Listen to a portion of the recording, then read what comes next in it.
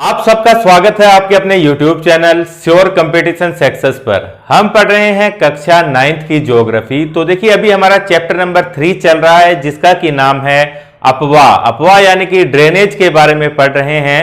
इसके अंतर्गत मैंने आपको बताया था कि जो भारत के अंदर बहने वाली नदियां हैं इनका जो विभाजन किया गया है दो ग्रुप के अंदर किया गया है। पहला है हिमालयी नदियां और दूसरा है प्रायद्वीपीय भारत की नदियां। तो पिछली क्लास के अंदर हम लोग डिस्कस कर चुके हैं कि हिमालय से कौन कौन सी नदी निकलती है और उन नदी बेसिन के बारे में, ठीक है, जो अपवाह द्रोणी होती है यानी कि रिवर बेसिन की ही बात कर रहे हैं। इस चीज को हम लोग डिस्कस कर चुके हैं। हिमालयी नदियों के अंतर्गत हमने क्या पढ़ा था, सिंधु, गंगा और ब्रह्मपुत्र के बारे में हम लोग पढ़ चुके हैं। आज हम लोग क्या पढ़ने वाले हैं, तो यहां पर आप लोग देख पा रहे हैं ये मैप बनाया है मैंने। तो पूरे भारत का मैप नहीं है, ये केवल बनाया गया है प्रायद्वीपीय जो भारत का मैप है, केवल वही बनाया गया है। प्रायद्वीपीय भारत जो है उसकी जो स्टार्टिंग है वो कहां से होती है, जो 22 डिग्री 22 डिग्री नॉर्थ जो अक्षांश है वहां से नीचे का जो हिस्सा है भारत का प्रायद्वीपीय भाग ये कहलाता है भारत का। प्रायद्वीप यानी कि ऐसी भूमि, ये जो भूमि आप देख रहे हैं जो तीन तरफ जल से घिरी हुई हो, अरब सागर, बंगाल की खाड़ी और हिंद महासागर। तो आज की इस क्लास में हम लोग डिस्कस करेंगे ये जो प्रायद्वीपीय क्षेत्र भारत का मैंने बनाया है यहां से कौन कौन सी नदियां निकलती हैं। अब यहां से जो भी नदियां निकलेंगी वो देखिए कहां पर जाएंगी, या तो आप इस तरफ देख सकते हैं ये अरब सागर है, तो कुछ नदियां अरब सागर में जाएगी, कुछ जाएगी बंगाल की खाड़ी के अंदर। तो ऐसा क्यों है कि कोई नदी कहीं पर जा रही है इस तरफ पश्चिम की तरफ बह रही है, कोई पूर्व की तरफ बह रही है। तो देखिए ऐसा इस कारण है कि जब चैप्टर को हमने पढ़ा था स्टार्टिंग के अंदर तो हम लोगों ने देखा था कि जल विभाजक क्या होता है। जल विभाजक मैंने आपको बताया था कि ऐसी उच्च भूमि होती है, एक ऊपर उठी हुई भूमि रहेगी, पर्वत भी हो सकता है, भ्रंश भी हो सकता है। तो ये सब चीजें क्या करती हैं, ये जल के बहने की दिशा को प्रभावित करती है, दिशा को बदलने की ये क्षमता रखती है। तो यहां पर जो प्रायद्वीपीय भारत है तो यहां पर जो मुख्य जल विभाजक की भूमिका निभाने वाली यहां पर जो सलाह करती है उसका क्या नाम है। देखिए आप लोगों ने यहां पर जब हमने प्रायद्वीपीय भारत का पठार था तो ये चीज डिस्कस की थी कि जो तापी नदी है, देखिए तापी नदी इस प्रकार मध्य प्रदेश से बहते हुए यहां गुजरात से होते हुए यहां ये जो क्षेत्र आप देख रहे हैं ये खंबात की खाड़ी है, तो खंबात की खाड़ी में गिरती है। तो तापी नदी का जो मुहाना है, मुहाना यानी कि जहां पर नदी समुद्र के साथ मिलेगी गिरने से पहले, तो तापी नदी के मुहाने से लेकर ये जो क्षेत्र आप देख रहे हैं यहां पर इस पश्चिमी किनारे के साथ साथ यहां पर क्या मिलेगा आपको, पश्चिमी घाट मिलेगा। ठीक है, यहां पर तापी नदी के मुहाने से लेकर गुजरात, महाराष्ट्र, उसके बाद देखिए गोवा भी है, कर्नाटक, केरल और तमिलनाडु तक विस्तृत आपको क्या मिलेगा, पश्चिमी घाट मिलेगा। तो पश्चिमी घाट क्या करेगा, यहां पर जल विभाजक की भूमिका अदा करेगा। किस प्रकार से भाई, पश्चिमी घाट से पश्चिम की तरफ बहने वाली नदियां कहां पर गिर रही है, अरब सागर में, और पश्चिमी घाट से निकलकर पूर्व की तरफ प्रवाहित होने वाली नदियां कहां पर, बंगाल की खाड़ी में गिरेगी। उसके अलावा ये जो रेड कलर से मैंने यहां पर बनाया है ये क्या है, विंध्यन रेंज है, विंध्य पर्वत श्रृंखला है, ये भी जल विभाजक की तरह ही कार्य करता है। विंध्य श्रेणी से उत्तर की तरफ आप देखेंगे तो आपको क्या मिलेगा, मालवा का पठार है, और उसके अलावा कई स्ट्रक्चर मिलेगी इसी पठार के अंदर, यानी कि इसके उत्तर की जो भूमि है इसको क्या कहा जाता है, मध्य उच्च भूमि कहा जाता है इस क्षेत्र को। उसके अलावा जो विंध्यन पर्वत के नीचे का जो क्षेत्र है दक्कन का पठार, तो यहां भी देखिए पानी के बहने की दिशा है वो भी अलग अलग है। कहां से, विंध्यन श्रेणी से ऊपर की तरफ आप देखेंगे यहां से जो नदियां निकलेंगी मालवा के पठार वाले क्षेत्र से, मध्य उच्च भूमि के क्षेत्र से, जो कि कहां पर है, विंध्यन श्रेणी के ऊपर की तरफ है। तो यहां से यहां पर जो नदियां निकलेंगी वो देखिए उत्तर पूर्व की तरफ प्रवाहित होंगी। ठीक है, इस प्रकार से उत्तर पूर्व की तरफ से। आपने ये नदियां कुछ देखी थी कल, जैसे गंगा की जो सहायक नदियां हैं, जैसे आपने देखा था यहां से चंबल, बेतवा, केन, इस प्रकार से नदियां निकलती है। ठीक है, सोन नदी निकलती है, वो भी इस प्रकार उत्तर पूर्व में प्रवाहित होती है। उसके अलावा नीचे के क्षेत्र में आपको मैंने बताया कि जो पश्चिमी घाट है यहां से निकलने वाली नदियां किस तरफ, पूर्व की तरफ प्रवाहित होती है।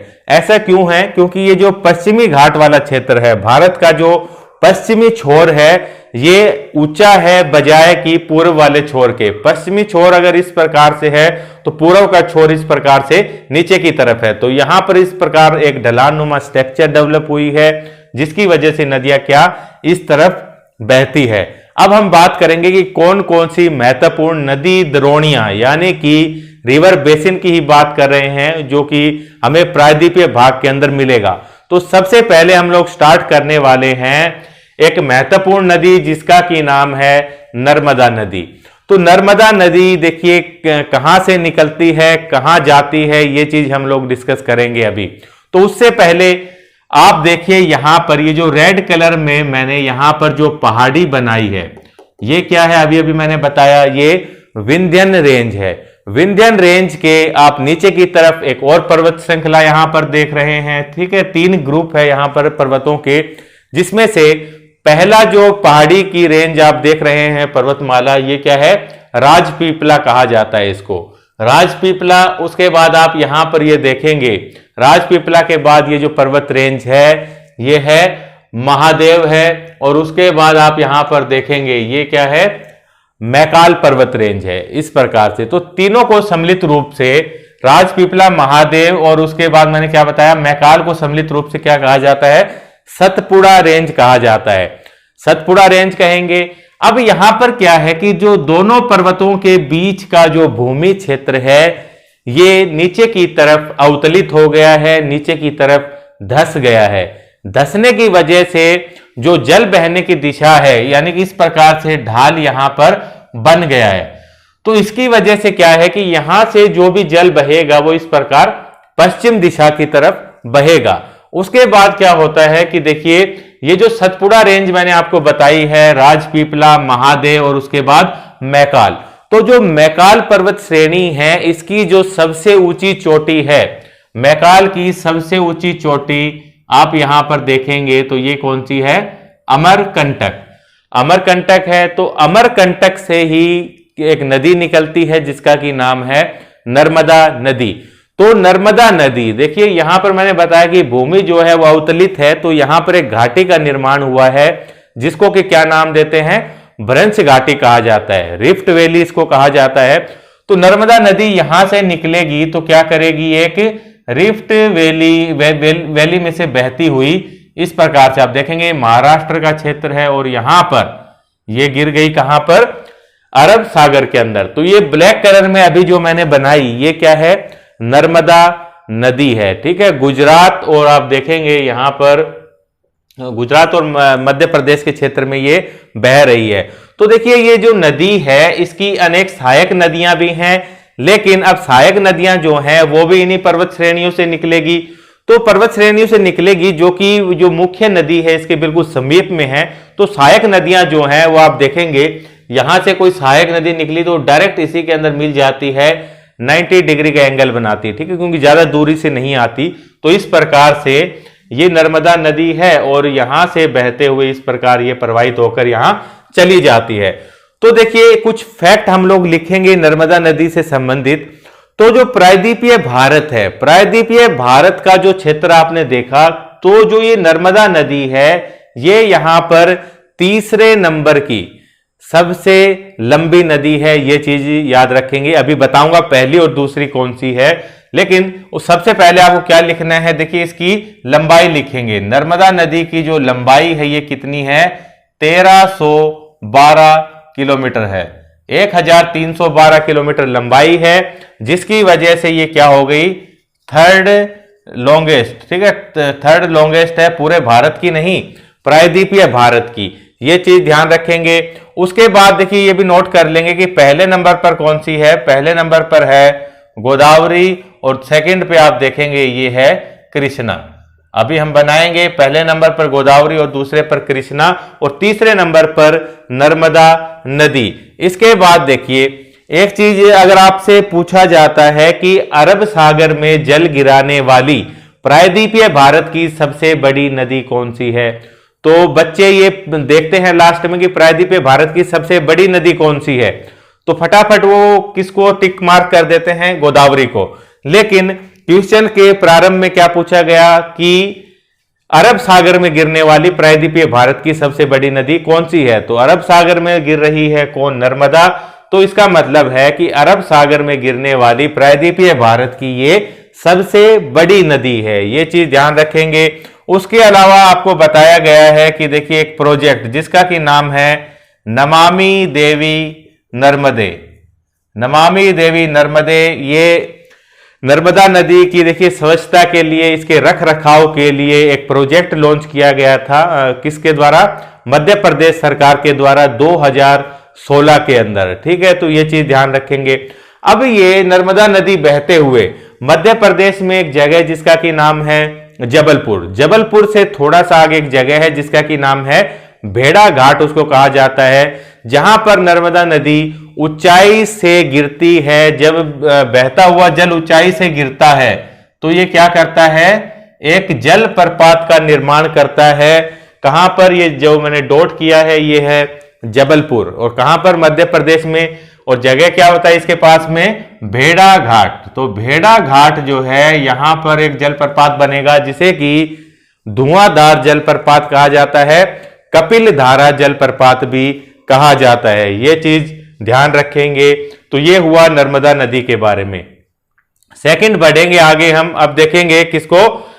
तापी नदी को देखेंगे। और तापी नदी देखिए कहां से निकलेगी?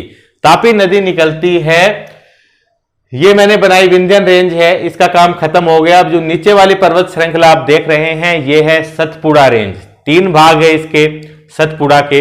तो देखिए सतपुड़ा जो श्रेणी है इसका यहां पर आप देखेंगे जो बीच की रेंज मैंने बताई ये क्या है? महादेव रेंज है, महादेव पहाड़ियां हैं। तो महादेव पहाड़ियों के पास ही एक पठारी भूमि स्थित है, एक पठार यहां पर स्थित है। ठीक है, यहां पर जिसका कि नाम क्या है? बैतूल पठार है ये। ठीक है, बैतूल पठार है।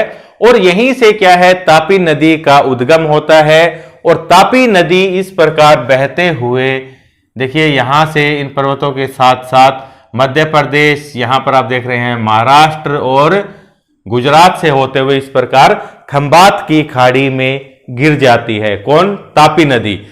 तो देखिए तापी नदी जो है ये भी क्या करती है? रिफ्ट वैली के अंदर बहती है, अपनी भ्रंश घाटी के अंदर बहती है। अब ये तो समझ में आता है कि भाई दो पर्वतों के बीच के क्षेत्र को भ्रंश कह रहे हैं। तो भ्रंश ऐसा नहीं है कि दो पर्वतों के बीच में अगर कोई नदी बह रही है तो वो भ्रंश है। भ्रंश क्या है? जब देखिए जमीन का कोई हिस्सा जब नीचे की तरफ अवतलित हो जाता है तो उसको क्या कहते हैं? भ्रंश कहा जाता है। ठीक है, नीचे की तरफ वो धंस जाता है। तो यहां पर ये जो हिस्सा मैंने आपको बताया कि ये नीचे धंस गया था, ठीक इसी प्रकार से जो सतपुड़ा के जो दक्षिण की तरफ का हिस्सा है, जो जमीन है, ये भी नीचे की तरफ अवतलित हो गई और इसकी वजह से यहां भी रिफ्ट वैली बन गई है। और ये चीज ध्यान रखनी है कि जो तापी नदी है ये भी क्या है? रिफ्ट वैली में बहती है। ठीक है, इसके अलावा सतमाला और अजंता श्रेणियां भी हैं नीचे की तरफ, लेकिन उनको हम लोग अभी नहीं पढ़ रहे हैं। आपको केवल यही ध्यान रखना है कि 2 नदियां अभी मैंने बताई है, नर्मदा और तापी, दोनों क्या करती है? रिफ्ट वैली में होकर बहती है। ये चीज ध्यान रखेंगे। कहां से निकलती है? बैतूल पठार है, इस चीज को ध्यान रखेंगे। तो देखिए गुजरात के अंदर ही 2 परियोजनाएं बनाई गई है, एक तो उकाई और एक काकरापार। ठीक है, ये परियोजना है जो कि इस नदी पर है, तापी नदी पर यह परियोजना स्थापित की गई है। ये चीज ध्यान रखेंगे। उसके अलावा देखिए जो तापी नदी और जो नर्मदा नदी आपने देखी जो कि पश्चिम की तरफ इस प्रकार प्रवाहित हो रही है और कहां पर गिर रही है? खंबात की खाड़ी में। ठीक इसी प्रकार यहां से जो भी नदियों का उद्गम है जो कि इस प्रकार अरब सागर में गिर रही है, तो आप यहां पर देखेंगे कि अरब सागर में जो भी नदियां गिर रही है उसके अंदर ये दोनों ही बड़ी हैं। ठीक है, सबसे बड़ी कौन सी? गोदावरी, उसके बाद तापी। बाकी फिर तापी नदी के मुहाने से पश्चिमी घाट प्रारंभ हो गया। यहां से जो नदियां निकलेंगी बिल्कुल छोटी छोटी होती हैं और क्या करेगी? बहुत तेजी के साथ, भाई ढलान वाला क्षेत्र है और बहुत तेजी के साथ अरब सागर में गिरती है। जब नदियों की स्पीड कम होती है, उनके अंदर जब अपरदित पदार्थ जो मलबा है वो बहुत ज्यादा होगा, तो इसकी वजह से वो विसर्प करती है, डेल्टा का निर्माण करती है। लेकिन यहां पर नदी का वेग ज्यादा है, चट्टानों का अपेक्षापर्दन भी वो कम कर पाई है, तो क्या करेगी नदी? सीधा निकलने के बाद डायरेक्ट समुद्र के अंदर चली जाती है। अब डायरेक्ट समुद्र में जब नदी का पानी गिरता है बिना किसी डेल्टे की फॉर्मेशन के, तो उसको क्या कहेंगे कि नदी क्या बना रही है, एस्चुरी की फॉर्मेशन कर रही है। एस्चुरी यानी कि जवार नदमुख इसको कहा जाता है, तो उसकी ये फॉर्मेशन करती है यहां से निकलने वाली नदियां। ये चीज आपने देखी। अब बढ़ेंगे आगे तीसरी नदी को हम लोग देखेंगे जिसका कि नाम है, देखिए अब यहां से तापी नदी के मुहाने से प्रारंभ हो चुका है किसका, इस प्रकार से पश्चिमी घाट है यहां पर। तो पश्चिमी घाट के ऊपर देखिए जो उत्तरी पश्चिमी घाट है, तो उसके ऊपर एक पर्वत चोटी यहां पर एक मिलेगी जिसका कि नाम है त्र्यंबकेश्वर। यहां पर क्या आपका त्र्यंबकेश्वर, और त्र्यंबकेश्वर कहां पर, नासिक कह सकते हैं, नासिक के पास है। तो त्र्यंबकेश्वर नामक स्थान से एक नदी निकलती है और इस प्रकार बहते हुए, देखिए ये नदी निकली और आप देख रहे हैं ये महाराष्ट्र का क्षेत्र है, उसके बाद ये तेलंगाना, इस प्रकार बहते हुए एक नदी यहां पर ये आ गई आपकी बंगाल की खाड़ी के अंदर गिर गई। और ये नदी यहां पर जो आपने देखी इस प्रकार से, इस नदी का नाम है, देखिए यहां पर लिखते हैं गोदावरी। गोदावरी नदी है और गोदावरी नदी के बारे में ध्यान रखना है, इसको क्या कहा जाता है, बूढ़ी गंगा भी कहा जाता है, बूढ़ी गंगा। उसके अलावा इसको क्या कहा जाता है, दक्षिण गंगा भी कहा जाता है। क्यों कहा जाता है, क्योंकि ये देखिए एक तो अभी मैंने आपको बताया यहां पर गोदावरी नदी क्या है, दक्षिण भारत की सबसे लंबी नदी है, ठीक है, सबसे लंबी भी है। उसके अलावा इसका जो बेसिन आप देखेंगे, जो इसकी अपवाद द्रोणी देखेंगे, ये भी सबसे ज्यादा बड़ी है प्रायद्वीपीय नदियों में। इसी कारण से इसको क्या कहा गया है, इसको दक्षिण की गंगा कहा गया है। अभी आप लोग एक और नदी देखेंगे कावेरी नदी, इसको भी दक्षिण की गंगा कहा जाता है। जब आप लोग सर्च करेंगे तो आपको मिलेगा कहीं पर गोदावरी है, कहीं पर कावेरी है। तो आप लोग देख सकते हैं इसको क्यों कहा गया है गोदावरी को, क्योंकि ये लंबी है गंगा के तरह ही, और उसके अलावा इसका जो अपवाद क्षेत्र है, जो द्रोणी है, वो भी बहुत ज्यादा लंबी है। ये चीज ध्यान रखेंगे। अब इसकी कुछ सहायक नदियों को हम लोग देख लेते हैं कि जो गोदावरी नदी है इसकी सहायक नदियां कौन कौन सी है। तो देखिए यहां पर आप लोग देखेंगे इस प्रकार, ये देखिए दाहिने तट पर, ठीक है, इस प्रकार से बह रही है। तो दाहिना तट ये है। तो यहां से कुछ नदियां जैसे कि जो अभी मैंने बनाई, ये है मंजीरा नदी। इस प्रकार मंजीरा आप देखेंगे बाएं तट पर, देखिए इस प्रकार यहां पर पूर्णा नदी, पूर्णा है। उसके बाद पेनगंगा यहां पर आपका हो गया, पेनगंगा, वेनगंगा, प्राणहिता, इस प्रकार से पेनगंगा। उसके बाद यहां पर देखेंगे ये जो नदी है ये है प्राणहिता, और यहां पर आप लोग देखेंगे इस प्रकार से ये वेनगंगा। तो ये कुछ सहायक नदियां मैंने आपको बताई। एक और है यहां पर देखिए, इसका नाम है इंद्रावती, इंद्रावती। तो ये किसकी सहायक नदियां हैं, ये गोदावरी नदी की कुछ सहायक नदियों के नाम मैंने आपको बताए हैं। उसके अलावा देखिए नोट करेंगे, मैंने आपको बताया गोदावरी क्या है, बूढ़ी गंगा और दक्षिण की गंगा भी इसको कहा जाता है। तो इसके बाद ये चीज बताने की आवश्यकता नहीं है कि दक्षिणी भारत की ये सबसे लंबी नदी है। उसके अलावा क्या है, इसका जो अपवाद क्षेत्र है वो सबसे ज्यादा बड़ा है दक्षिण के अंदर। उसके अलावा देखिए इसकी जो लंबाई की बात करें तो लंबाई कितनी है, 1465 किलोमीटर इसकी लंबाई है। 1465 किलोमीटर लंबाई है किसकी, गोदावरी नदी की, जो कि दक्षिण में सर्वाधिक है। तो इतना ही है इसके बारे में इंपॉर्टेंट, बस अन्य कुछ नहीं है। क्षेत्र आप लोग देख सकते हैं कहां कहां से ये प्रवाहित हो रही है। ये महाराष्ट्र है, ये तेलंगाना है, ये आंध्र प्रदेश है। तो इन क्षेत्रों से ये प्रवाहित होती है। और देखिए अगर अपवाद द्रोणी की बात करें तो यहां पर ये जो निकल रही हैं यहां से नदियां, ये चीज भी शामिल होगी। जैसे कि देखिए उड़ीसा के अंदर ये नदी प्रवाहित नहीं हो रही है, लेकिन जो सहायक नदी है इंद्रावती वो उड़ीसा की तरफ से आ रही है। तो इसकी जो अपवाद द्रोणी होगी वो देखिए काफी विस्तृत होती है। जैसे कि महाराष्ट्र भी रहेगा, यहां पर आप देखेंगे तेलंगाना भी है, कुछ छोटी नदियां छत्तीसगढ़ से आएगी तो वो भी इंक्लूड रहेगी, कुछ वो आप देख रहे हैं यहां पर उड़ीसा से आ रही है, तो ये चीज भी अपवाद द्रोणी के अंदर शामिल होगी। तो ये है गोदावरी के बारे में। उसके बाद बढ़ेंगे आगे, यहां पर पश्चिमी घाट के साथ साथ यहां पर एक अन्य पर्वत चोटी जिसका की नाम है महाबलेश्वर, ठीक है, महाराष्ट्र में ही है अभी हम लोग। तो यहां पर है महाबलेश्वर। तो महाबलेश्वर से एक नदी निकलती है जिसका की नाम है कृष्णा नदी। तो देखिए इस प्रकार महाराष्ट्र से होते हुए ये जो नीचे का क्षेत्र आप देख रहे हैं ये क्या है, कर्नाटक। तो महाराष्ट्र से होते हुए इस प्रकार देखिए कर्नाटक, और कर्नाटक से तेलंगाना, उसके बाद यहां पर हम लोग आ गए हैं आंध्र प्रदेश में। तो आंध्र प्रदेश में देखिए यहां पर इस प्रकार से ये नदी डेल्टा की फॉर्मेशन करती है और अपना जल गिरा देती है। जहां पर ढलान कम होगा वहां पर डेल्टा की फॉर्मेशन होती है इस प्रकार से, लेकिन अरब सागर में गिरने वाली नदियां क्या करती है, एस्चुरी यानी कि जवार नदमुख की फॉर्मेशन करती है। तो यहां पर देखिए ये तो है कृष्णा नदी का ये गोदावरी नदी का डेल्टा है, यहां पर कृष्णा नदी का डेल्टा है। तो दोनों नदियों के डेल्टे के बीच में यहां पर एक लेगून प्रकार की झील को आप देखेंगे जिसका कि नाम है कोलेरू झील। ये हमने पढ़ा था जब हमने तटीय मैदानों को पढ़ा था उसके अंदर। तो ये क्या है, कोलेरू झील है। अब लोग हम देखेंगे कृष्णा नदी के बारे में। तो कृष्णा नदी जो है इसकी अगर लंबाई की बात करें तो ये कितनी है, 1400 किलोमीटर है। देखिए 1465 के साथ पहले नंबर पर गोदावरी, दूसरे पर कृष्णा 1400 किलोमीटर के साथ, और तीसरे पर यहां पर नर्मदा 1312 किलोमीटर। तो कृष्णा नदी की 1400 किलोमीटर है। उसके बाद देखिए ये चीज लिखने की आवश्यकता नहीं है कि भाई दक्षिण भारत की दूसरे सबसे लंबी नदी है। अब इसकी कुछ सहायक नदियों को हम लोग नोट करेंगे, ठीक है। कुछ मेन मैं बता देता हूं आपको, ज्यादा नहीं है। जैसे कि यहां पर देखेंगे एक नदी इस प्रकार से इसके साथ मिलती है, ये कौन सी नदी है, तुंगभद्रा नदी। इसी प्रकार एक और नदी यहां से आप देखेंगे यहां से निकलती है जिसका कि नाम है भीमा नदी, ठीक है। अन्य नदियां भी हैं, दो मैंने महत्वपूर्ण बता दी है जो कि पूछी जा सकती है।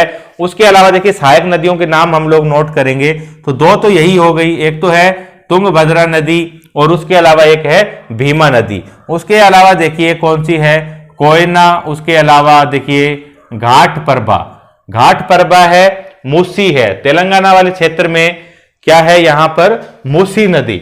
और मूसी नदी के संबंध में एक क्वेश्चन ध्यान रखेंगे, हमेशा पूछा जाता है कि हैदराबाद जो है किस नदी के किनारे स्थित है, तो मूसी नदी के किनारे मूसी है। उसके अलावा देखिए दूधगंगा, दूधगंगा है, और एक है पंचगंगा। ये कुछ सहायक नदियां हैं किसकी, कृष्णा नदी की। तो कृष्णा नदी को हमने देखा।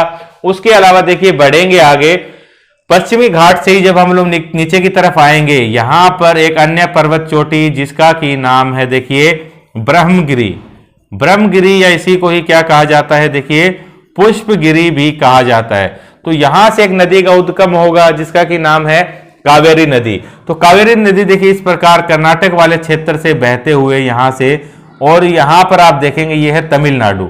इस प्रकार ये यहां पर एक जगह है जिसका कि नाम क्या है, कुडलूर। यहां पर एक जगह है कुडलूर, उसके समीप क्या है, ये बंगाल की खाड़ी में गिर जाती है। ये कौन सी नदी बनाई मैंने यहां पर, कावेरी। ये लिखेंगे यहां पर कावेरी। और कावेरी की लंबाई की बात करें तो देखिए कितना है, 760 किलोमीटर इसकी लंबाई है।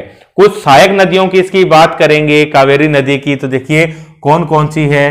पहली है अमरावती, अमरावती के बाद में देखिए भवानी, उसके बाद है हेमावती, हेमावती है, और उसके बाद है एक कोबिनी भी है, ठीक है, कोबिनी नदी भी है। ये चीज ध्यान रखेंगे।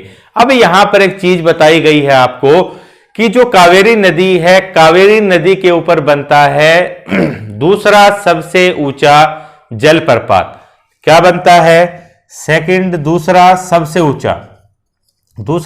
ऊंचा जलप्रपात जिसका कि नाम क्या है, देखिए सेतु, इसका नाम क्या है, शिव समुद्रम।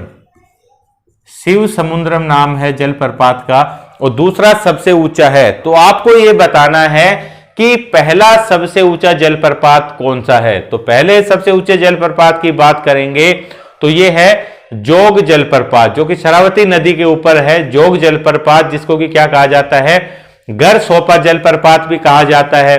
उसके अलावा इसको क्या कहा जाता है, महात्मा गांधी जलप्रपात भी कहा जाता है। तो पहले नंबर पर यह है जिसको कि मैंने क्या बताया, गरसोपा, और दूसरे नंबर पर है आपका शिव समुद्रम। अब यहां पर एक चीज ध्यान रखनी है, एक और जलप्रपात का नाम आता है जिसका कि नाम है कुंचिकल। कुंचिकल जलप्रपात अक्सर आपने देखा होगा कि जब आप सबसे ऊंचा सर्च करते हैं तो जोग भी दिखाता है और कुंचिकल को भी दिखाता है। तो जोग तो क्या है, सबसे ऊंचा है, लेकिन कुंचिकल के बारे में ध्यान रखना है कि जो कुंचिकल जलप्रपात है ये सबसे ज्यादा ऊंचाई पर स्थित है। ये जलप्रपात खुद ही सबसे ज्यादा ऊंचाई पर है, और उसके अलावा जो जोग जलप्रपात है सबसे ज्यादा ऊंचाई पर जो जल गिरता है सबसे ज्यादा हाइट से गिरता है, ये चीज ध्यान रखनी है। तो ये कुछ नदियां थी। उसके बाद कुछ अन्य नदियां भी देखेंगे, जैसे कि छोटी छोटी आप देख सकते हैं गुजरात वाले क्षेत्र, ये जो गोवा है यहां पर, ठीक है, ये गोवा बनाया है, तो गोवा के क्षेत्र से एक छोटी सी नदी निकलती है जिसका कि क्या नाम है, मांडवी। पूछा जाता है गोवा किस नदी के किनारे स्थित है, तो मांडवी। देखिए कितनी छोटी सी नदी है, क्योंकि पश्चिमी घाट से निकलकर पश्चिम की तरफ कोई नदी जाएगी तो बेहद ही छोटी सी रहेगी और एस्चुरी की फॉर्मेशन करती है। इस प्रकार से अन्य कुछ नदियां भी आप देख लेंगे, जैसे कि केरल में ही है, यहां पर ये केरल वाला क्षेत्र देख रहे हैं आप, तो केरल में देखिए यहां पर एक नदी है जैसे कि पेरियार नदी है, ठीक है, पेरियार नदी है ये। उसके अलावा एक और नदी निकलती है जो कि क्या है, भरतपुजा। भरतपुजा ध्यान रखेंगे। और देखिए केरल की सबसे बड़ी नदी भरतपुजा, और उसके बाद पेरियार जो है दूसरे नंबर की नदी है। और नदियां भी देखेंगे कई, जैसे कि जो कि आपके चैप्टर में नाम बताए गए हैं उनको हम डिस्कस करेंगे। तो यहां पर देखिए राजस्थान वाले क्षेत्र से एक नदी प्रवाहित होती है यहां पर, और इस प्रकार खंबात की खाड़ी में गिरती है। ये कौन सी नदी है आपकी, साबरमती। ये है साबरमती, ध्यान रखना है। उसके बाद ये जो विंध्य श्रेणी मैंने बनाई है, तो विंध्य श्रेणी से ही एक नदी निकलती है यहां से और खंबात की खाड़ी में जाती है, जिसका की नाम है देखिए माही नदी।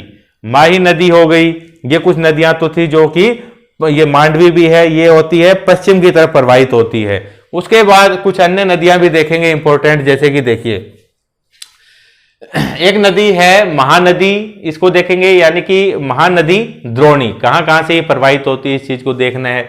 तो ये जो क्षेत्र आप देख रहे हैं यहां पर, ये जो क्षेत्र मैंने बनाया है ये कौन सा है, छत्तीसगढ़ का है। और छत्तीसगढ़ के बारे में हमने पढ़ा था जब हमने प्रायद्वीपीय पठार के बारे में पढ़ा था, तो यहां पर एक पठार स्थित है जिसका कि नाम क्या है, दंडकारण्य पठार। तो दंडकारण्य पठार से ही एक नदी निकलती है इस प्रकार, जिसका कि नाम है देखिए महानदी। ये महानदी बेसिन का यहां पर निर्माण हुआ। कहां से निकल रही है, छत्तीसगढ़ के दंडकारण्य पठार से। तो इसकी अगर लंबाई की बात करें, ये कौन सी नदी है, महानदी बेसिन का यहां पर निर्माण हुआ, ये महादेवी नदी है।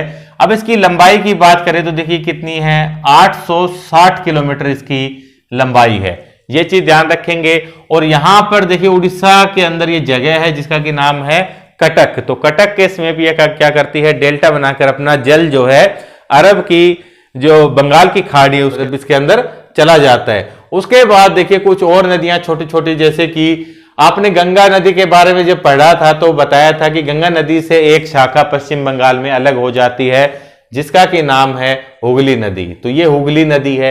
हुगली नदी में ही एक और नदी आकर मिलती है प्रायद्वीपीय भारत की नदी, जिसको क्या है, दामोदर नदी कहा जाता है। तो ये आपकी जिस प्रकार से दामोदर है, ठीक इसी प्रकार एक और नदी यहां पर जिसका कि नाम है स्वर्ण रेखा नदी। स्वर्ण रेखा है, यहां पर आप लोग देखेंगे एक नदी जिसका कि नाम है वैतरणी नदी। तो ये कुछ मुख्य नदी द्रोणियां यानी कि रिवर बेसिन के बारे में हम लोगों ने पढ़ा। तो उम्मीद है बहुत ही अच्छे तरीके से डायग्राम के माध्यम से मैंने आप लोगों को समझाने का प्रयास किया। आपने यहां से काफी कुछ चीजों को सीखा होगा। तो अगर आपको वीडियो पसंद आता है तो जरूर से लाइक करें, अपने दोस्तों के साथ भी जरूर से शेयर करें ताकि अधिक से अधिक लोग हमारे साथ जुड़ सकें। तो थैंक यू फ्रेंड्स, मिलेंगे नेक्स्ट क्लास में जल्दी ही।